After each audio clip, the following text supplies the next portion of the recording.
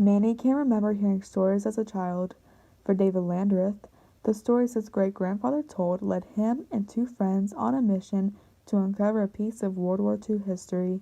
When I was probably 7 or 8 years old, my great-grandfather would tell me stories about the maneuvers coming through Middle Tennessee.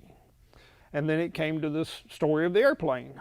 Our hayfield at that time, probably a mile long, so they used that as a runway.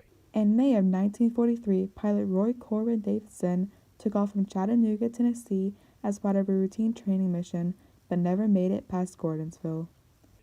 Was doing its maneuver and went straight into the ground and exploded, and that's pretty much the story. For years, David knew and believed the stories, but never got the urge to go out and look until Charles and I were working on a fence one day, and Charles comes up and he says, "Hey, do you know the story of the plane?" And I said, "Yes, I do." "Do you know where it is?" I said, "I know about where it is." After a vague description of the plane's whereabouts, a metal detector, and a whole lot of digging, the group was finally able to locate pieces of the plane. Keith and Charles went out with a metal detector, started digging. About 3 days later, they say, "Hey, we found it." Charles called me at home one night and he said, "We found it." So I threw my shoes on, got in the truck, took off over the hill.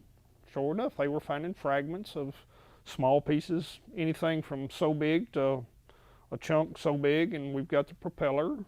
Keith Sakara recalls his excitement when he came across the biggest piece. And as I continued to dig upward, I kept sticking my hand back in there. I felt the edge, and I kept going up, and finally got to the very tip, and I was like, oh my gosh. While the story their great-grandfather told ended up being true, many still find it hard to believe. You tell somebody, say, "Hey, there's an airplane buried in my field." You think somebody's going to believe me? No. Now I've got proof it's there. As for David's great-grandfather, He's sitting up there watching right now saying, "I told you so." So there you go.